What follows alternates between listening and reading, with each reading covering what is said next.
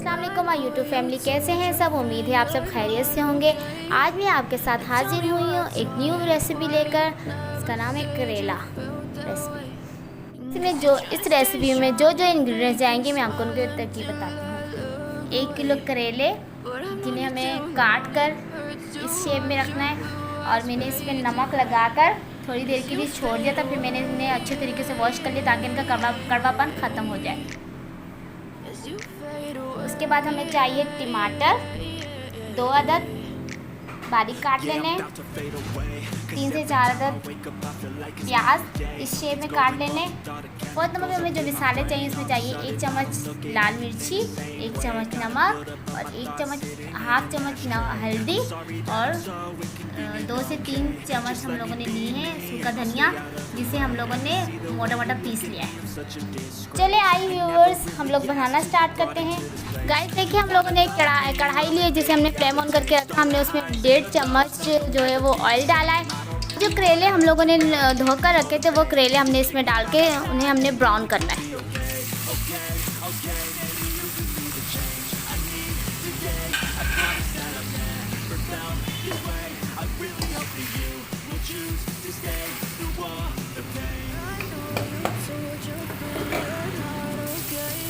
Guys ये देखिए, हमारे करेले जो से हैं वो भुन रहे हैं अच्छे तरीके से। जब ये ब्राउन हो जाएंगे तो फिर हम इसे अलग प्लेट में निकाल लेंगे।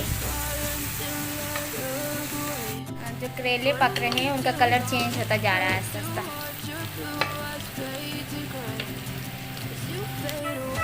गाइस देखिए, हमने करेलों को इतना बस पकाना, ठीक है। अब हमने इनको अलग से प्लेट में निकाल लेना है। फिर मैं आपको बताती हूँ प्रोसेस नेक्स्ट। थोड़ा सा इनको पका लेते हैं।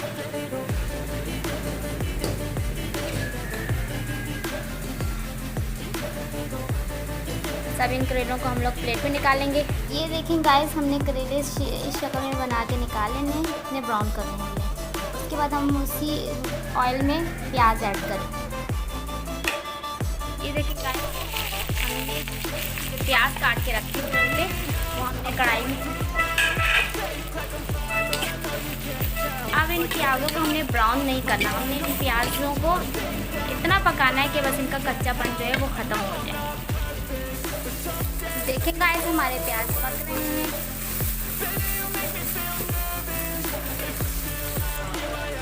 ये देखिए गाइस, हमारे प्याज का कच्चापन ख़त्म हो चुका है। अब हम इसमें टमाटर ऐड करेंगे। गाइस ये देखिए, हमने टमाटर ऐड कर दिया। टमाटर को हमने इतना पकाना है कि टमाटर अच्छे तरीके से गल जाए और इनका पानी वगैरह खुश्क हो जाए। गाइस देखिए, हमारे टमाटर अच्छे तरीके से गल चुके हैं। अब हमने इसमें अपने मसाले ऐड करने हैं। मसाला में हमारे पास था 1/2 टेबल स्पून हल्दी, 1/2 टेबल स्पून नमक, 1 टेबल स्पून लाल मिर्ची और 2 टेबल स्पून सूखा धनिया, जिसे हमने मोटा मोटा पीस लिया है।